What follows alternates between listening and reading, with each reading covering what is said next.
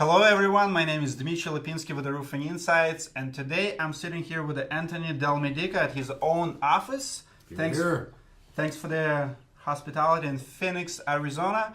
And we're going to answer a few questions, but most importantly, who is Anthony Delmedico and why he has his own university for contractors. Thanks for coming, guys.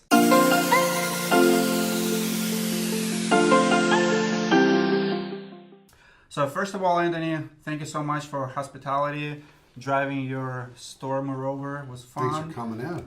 It's so funny, guys, in this office. You walk around and you see people behind closed doors. All you hear is his voice because everybody's watching his videos and he's training employees and stuff like that. And I follow you for a couple of years now, still trying to understand everything you do. You have your own conference for contractors. You have your own university. And they say if you want to understand a person, you have to go back to his childhood and see how he grew up and all of that. We're not going to go that far, but I want to... It's way back. It's way back, but you're from Minnesota, where I live right now, and I want to start there. Like Minnesota. How did you get into construction? What did you do before becoming a contractor? What's your background? Yeah. How you grew up and things like that. Yeah, we grew up in Minnesota, same places. Well, you grew up in Siberia. Yeah, I grew up in Minnesota. I went to I did the army right after high school. Okay. So get the Army college fund money. Parents didn't have a lot of money. Need money to go to college. You're from big family, right? Big family on my mom's side. Yeah, she grew up on a farm out there in northern Minnesota. My dad's side's Italian. My mom's side's Swedish. But anyways, did the Army college fund. Did overseas 3 years. Came back. Went to the University of Minnesota, got accepted into the Carlson MBA program, got my That's MBA. impressive. Thought I was going to, a lot of guys don't know that, got an MBA degree. Carlson was a challenge, I don't know if they still are, but they're a pretty challenging school to get back in. They are. I actually got denied. They denied me when I first enrolled because I didn't have 3 years of cubicle experience. You're supposed to work in corporate America 3 years before you apply for your grad deal. Got denied, but I sent them back a letter, talked my way in. So I got in. And then when I graduated with my MBA degree, I worked for Ecolab. So I actually worked as a marketing manager in Ecolab, downtown St. Paul. Okay. It's a $2.5 billion publicly traded company. Got to see the inner workings of corporate America, which is what you go to school for. You know, school doesn't teach you to be an entrepreneur. They teach you to go work for. They teach you to be a wheel in the machinery of corporate America. Sure.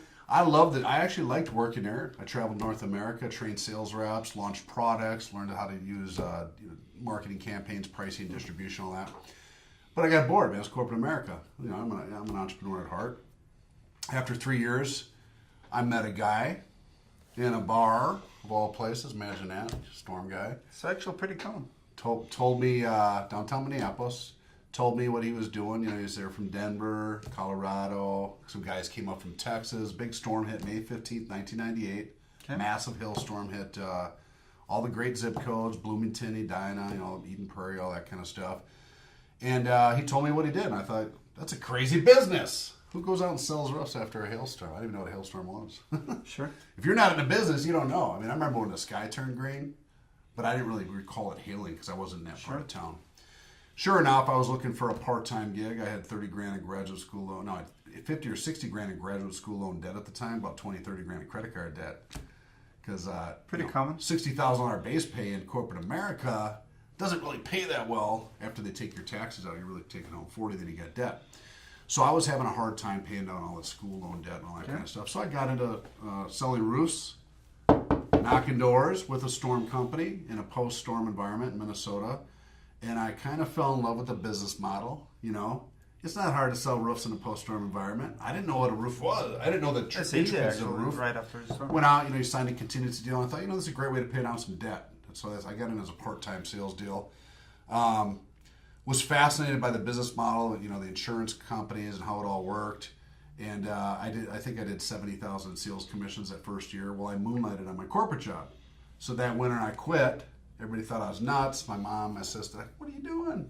You don't know construction, you don't sell roofs. You know, why would you go to college all those years, in the military, you got this great job, and you quit to go sell roofs? But I saw an opportunity. And I quit. I actually joined a bigger company that was in 3 states. Okay. Still a storm company. Learned a lot more, became their sales manager. I saw, at that time, I was seeing a lot of problems in the industry, like no training programs, no books. Not even a manual, like how you go out and like knock a door and interface with There's the no customer. roofing school. Yeah, there's no roofing school at all.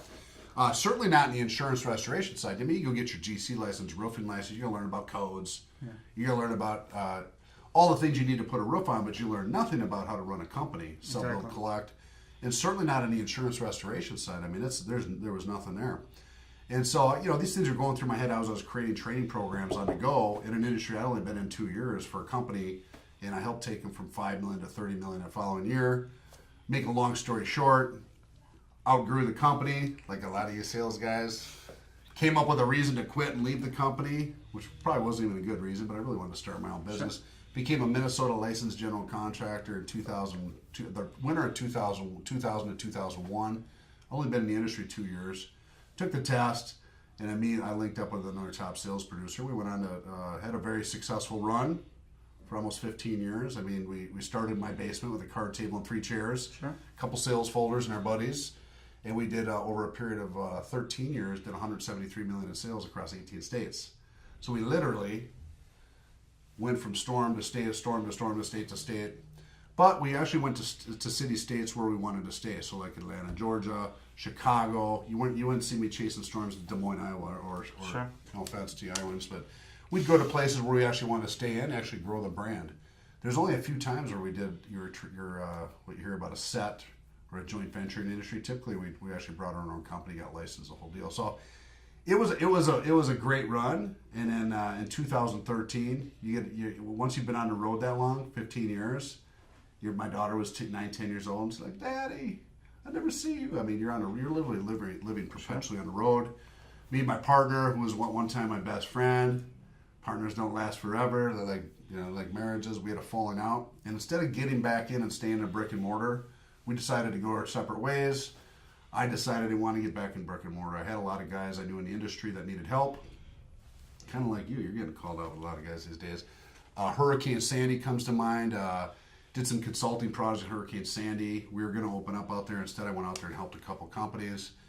I actually did okay doing consulting and helping some guys out instead of going and opening my own office. I'm like, there's actually an opportunity in the industry to help entrepreneurs. Okay. I see entrepreneurs, roofing contractor owners that are entering or starting to step into the insurance restoration market, which is still a crazy wild, wild west. Mm-hmm. And that kind of gave me the idea after the Sandy experience. Why don't I form a company, hence SVG, in late 2012, early 2013, to basically help entrepreneurs launch, grow, and scale in the now $300 billion insurance restoration industry. So, that's everything from contracts, forms, documents, estimating programs, training systems, PowerPoints, virtual training. The conference is a nice big party. So how did you come up with the Storm Ventures group? What was your first event? How did you come up? How did you decide all of a sudden I'm gonna get contractors together in the conference and Yeah, well, WTS is kind of its own brand and company. Wind to Storm is a conference, but this is all happening at the same time. So 5 years ago in Scottsdale, I had some consulting clients, kind of like you were running around talking to some guys. I was at the time too. And I had some more guys interested. You know what? Why don't I bring you guys together to Scottsdale? It was just owners. I mean, the first conference here was 50 owners. Okay. Some guys that were interested in getting help. Some guys that I'm friends with, and some guys that just want to learn more about insurance restoration. I mean, I was one of the biggest storm chasers in the country. I even did a joint venture in Australia in early 2013. So yeah, I've seen that. I thought, why don't bring them in here for 2 days? We can talk, discuss. And it was really just an owner discussion strategy. And then I was trying to, at the time, formulate, well, how would I help these guys and help hundreds more? And things started falling into place for, the next year we did another event. It grew double in size. The next year we went to Vegas the first time. That was 2 years ago. I think that was 750 companies or owners came in. Last year Miami was 1,500, and now this year we're back in Vegas, which is a great place to throw a venue. It's easy to put a venue on there, but I think we're looking at 2,500 between the vendors and contractors.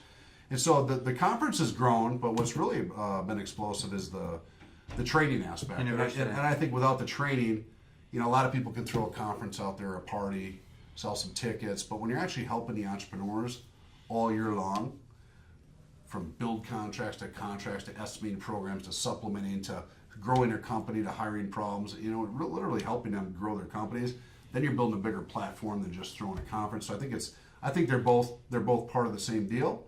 Sure. But I look at the conference as a party, end of the year party, a training event. It's all the stuff that happens after. Yeah, get away, get everybody together. We do it right before storm season on purpose. Sure. That's why we do like March 1st, 2nd, right before, right when the snow's melting in Minnesota. I have a question for you. Not many people know, but I'm a teacher by heart and by degree. Actually, I went to university. And I have a 3-year college and 2 years in university to become a teacher of history with my major. And that's what I believe. I've been placed on this earth to teach people. Now have a roofing company, but I still teach roofers and teach them marketing mainly. As being owning your own university, being you essentially professor, you're essentially teaching them business and classes. What's the dark moments? I know like teachers always get underappreciated, underpaid.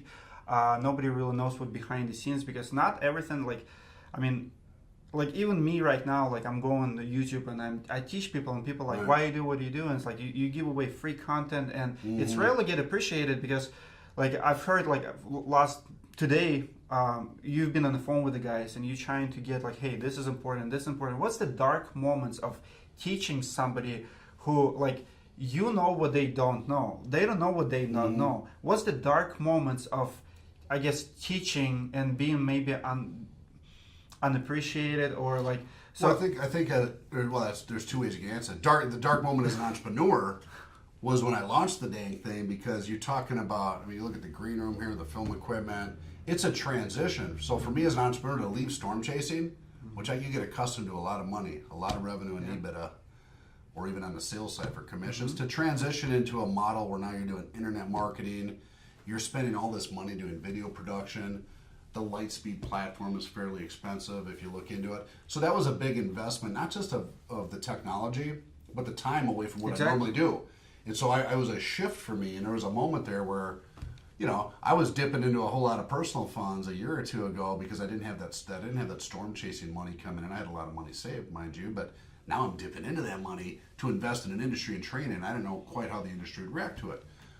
Fortunately, just this last year alone, we've signed up, I think we've enrolled 350, it grew up maybe 360 companies in the first year since February. It's the first 11 months. And so there's definitely, we hit a button for the entrepreneur and the upcoming entrepreneurs. There's a need for the training. When I'm talking to guys, doing demos, I just try to find out what their pain points are, because I know I've been through so many of those points. It's either something in sales, production, or collection. It's either cash flow. Man, I can't collect my money fast enough. Dude, I can't build all this stuff. I don't even know how to hire a production manager. What's a field quality control inspector? My sales guy is trying to extort me. How do I do? So I'm dealing, when I do those demos, I'm sometimes dealing with their personal problems. I don't think it's dark. It's just stuff I've been through before, so I know how to answer those questions pretty quick. And then really plugging them into the course or content that I think that's going to help them, because there's so much stuff in there. You only got about 20, 30 minutes talking to an entrepreneur. They can't spend all day with you. Absolutely. Trying to figure out what's your pain and how can we help you. And if I can't help them, I don't want to sell them my product. But if I can find something in that 20-minute or 30-minute demo that's going to help them solve a problem, whether it's estimating and supplementing, building a sales team, dealing with a terminated employee, you get a lot of that kind of stuff going on. Maybe production. If I can find something in there that helps them, then I can provide some value, and we go from there. And at the same time, they say that it takes about 5 years for somebody to become professional. And a lot of times roofers, they don't have patience. They wanna here and now, because they would go like you and me. They would go in sales, and the first year they would sell $1 million, and now they think they know it all. But to truly know, I believe this business is no different than becoming a teacher or becoming not necessarily a doctor. But if you want to become truly professional, like I've been doing it for 5 years, and I finally started clicking. All right, I've done it for 5 years. I can call myself professional because I've done so many classes, courses, like I understand the whole thing. But somebody who comes in, I see sometimes like we have to be patient, because we know the headaches ahead of them they don't know yet. We know that, like you said, cash flow will be a problem. But somebody, hit the storm, he start getting this first checks, I need my boat, I need my truck. Your bank account can be $1 million, but you can still be running out of money. Exactly. And then 6 months later, he's bankrupt. Like right. Guys like you needs to, I think, like my advice to you is be patient, teach them what they don't know.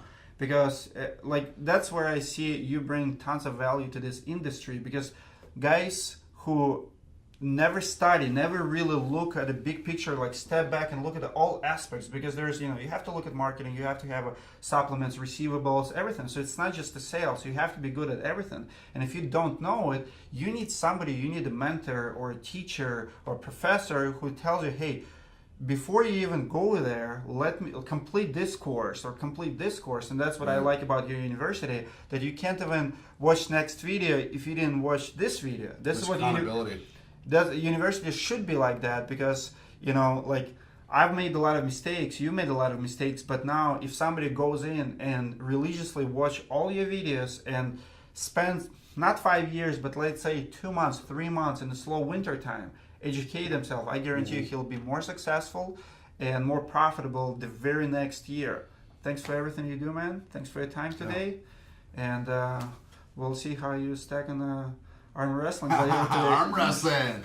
See you soon, guys. See you guys.